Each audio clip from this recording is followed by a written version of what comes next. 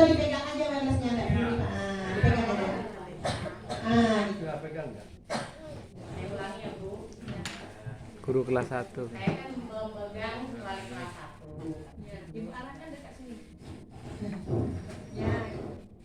Kemudian di sini yang akan saya tanyakan, bagaimana cara menilai antara anak yang pendiam dengan anak yang hiperaktif itu Bu? Kita utamakan yang hiperaktif atau yang pendiam. Ini sama-sama misalnya yang hiperaktif juga sudah pandai membaca, kemudian yang pendiam juga pandai membaca, begitu Bu. Jadi kita beratkan yang mana begitu. Terima kasih. Terima kasih Bu sudah mau bertanya. Tepuk tangan dulu. Ini suaranya kecil. Iya, ketarik kecil. Matikan. Udah Pak. Nah, tidak ada yang kita beratkan, tidak ada yang kita bedakan. Tujuan tadi kan akhirnya anak mengenal huruf. Meskipun dengan cara apa dia menyampaikan, yang penting dia sudah bisa. Ada yang menyampaikan langsung ke depan, dia kenal huruf I itu, M itu, N itu. Terus yang pendiam tadi kalau ibu tanya gimana huruf M, tulisnya bisa dia kan? Jadi tujuan akhirnya bukan dia harus menyampaikan ke depan, yang penting dia sudah tahu. Bagaimana cara menilainya? Ketika itu produk ya, ketika kita ingin memberikan evaluasi penilaian, ibu tinggal dia mau menjawabnya apakah dengan tulisan atau dengan langsung menjawab, boleh. Nah, jadi tidak ada perbedaan. Yang penting yang kita tanyakan, dia mau menjawab langsung dengan tulisan, dia mau menjawab langsung dengan lisan, sama saja. Yang penting dia sudah tahu 3 huruf tadi ya Bu ya. Nah, tidak ada perbedaan. Kita tidak membedakan anak antara yang pendiam dengan ini. Yang penting apa yang kita sampaikan dia paham. Contoh, ada 2 anak, kita kasih instruksi, tolong kamu belikan gula di toko ini. Sama 2 anak nih. Anak yang satu mungkin dia berpikir kritis, saya lewat belakang aja nggak cepat sampai. Yang satu lagi dia tidak tahu lihat belakang itu jalan yang lurus aja karena terlalu lurus anak jalan yang jauh, tapi sampai juga. Intinya kan gula kembali ke kita. Itu intinya. Walaupun dengan cara yang berbeda, tapi dia outputnya sudah tahu dan dia menyampaikan dengan kita. Yang penting gula yang kita inginkan sampai dengan kita. Anak memang punya kemampuan yang berbeda. Ada yang cepat, ada yang lambat. Makanya yang lambat tadi perlakuannya agak berbeda dengan itu. Gini, anak ini yang sudah mahir nih, udah mantap. Ya udah, disuruh dia mandiri membantu temannya. Yang mungkin agak lambat, dampingi dia. Ya kan? Tapi sekali-sekali jangan kita menonton. Maksudnya itu ibu tuh dekat itu terus, nanti anak bisa menyentuh seperti itu. Ayo siapa lagi? Nanti kalau yang mandiri, oke Bu, sudah. Nah, ya Bu ya? Saya ibaratkan tadi membeli gula 2 anak dengan jalan yang berbeda, tapi dia tetap dapat gula bawa ke rumah. Itu maksudnya, ya. Dengan cara yang berbeda, tapi tujuan akhirnya sama. Itu diferensiasi ya Bu ya. Dan Bapak silakan ini. Ada lagi cukup Bu? Bisa dipahami? Sudah terjawab kira-kira?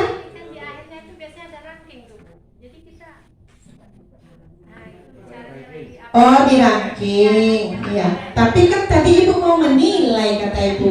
Menilai tujuan pembelajaran. Ketika akhir belajar kan nanti dikenaikan itu di semester. Nah, kalau di dalam kurikulum Merdeka kami belum menerima disarankan anak itu di ranking karena anak itu semuanya bisa.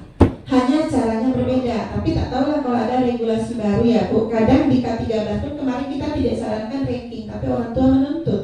Jadi buat aja lah, karena keinginan orang tua kan. Kita merubah mindset orang susah. Jangankan mindset orang, kita sebagai gurunya masih mindset lama, ya kan? Jadi karena kita tinggal di lingkungan sosial dan masyarakat yang beragam, kita jelaskan pertama, tak juga dia kekeh juga marahnya boleh Bu, tapi jelaskan yang tidak dapat ranking bukan berarti dia tidak bisa ya Bapak Ibu, dia punya skill yang lain. Dia punya kemampuan yang lain. Ada anak pendiam, ternyata dia bagus dalam melukis. ya. Paling muridnya tuh Bu, kami kan kebetulan satu parit ya Bu ya. Iya. Dia tuh pendiam loh. Padahal ini lincah pintar kok dia yang berbeda satu ya kadang gitu padahal. Iya, masyarakat sudah pandai ya Bu ya. Tapi gini, untuk kita kan menghargai anak itu sama. Bukan kita hargai yang juara saja sehingga yang tidak juara nanti merasa terkucilkan. Juga bagi sosialisasi. Yang tidak dapat juara, Ibu yakin gitu, pintar juga di hal yang lain seperti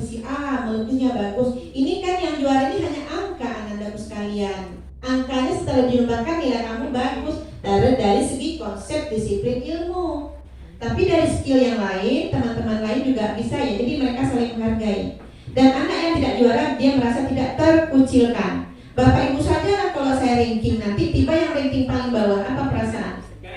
Gak enak kan? Makanya itu mungkin boleh disebutkan, tapi angkat yang mungkin tidak dapat nilai bagus. Insya Allah anak kita tuh tidak bagus dalam tulisan atau angka, dia punya skillnya sendiri. Ya, kadang ada anak tuh diam aja, entah apa dibuatnya. Tiba-tiba gurunya tak mau tahu marah aja. Padahal dibuatnya tuh ada sebuah kreativitas. Jadi itu yang perlu kita asah, ya Bu ya.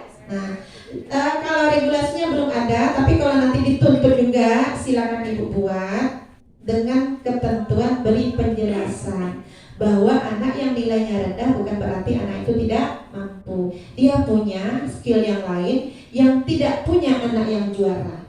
Anak yang juara bisa saja tak bisa melukis. Yang tidak juara mungkin ada kemampuan lain. Cobalah nanti Ibu telusuri, jumpa itu. Ya Bu ya. Baik, cukup sudah terjawab Bu? Sudah. Ini Bapak yang di depan tadi ya, dengan sabar menunggu. Ya, sabar menanti, sabar menunggu. Ini Pak, silakan.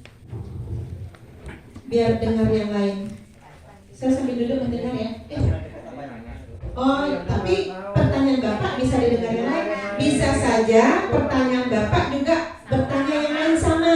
Cuma malu bertanya ya. Bapak mewakili. Ya kan? Ya. Dipegang aja. Pegang aja Pak. Tidak apa-apa, jangan malu Pak. Nah, Waalaikumsalam warahmatullahi wabarakatuh. Ini masalah persiapan atau sosialisasi mengenai kurikulum belajar. Kami masih pertama kali untuk mengikuti ini, dan penjelasan Ibu ya sudah bagus, tapi masih ada ketinggalan bagi saya yang nomor satu tadi Bu, KOSP tadi. Mohon lagi sedikit lagi. Terima kasih.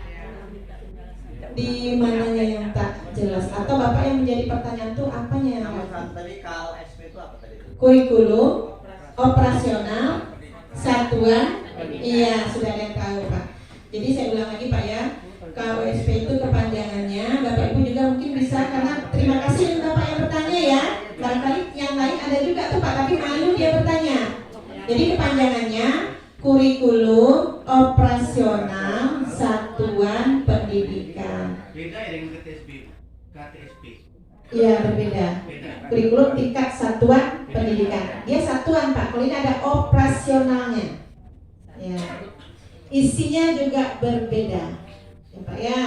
Di situ ada karakteristik lingkungan sekolah. Kalau di kurikulum KTSP ada juga karakteristik lingkungan sekolah, tapi dia tidak ada proyek. Ya Pak ya, nanti kita akan bahas satu persatu ya Pak. Ini baru umum yang saya sampaikan. Baru pengenalan inilah yang mungkin nanti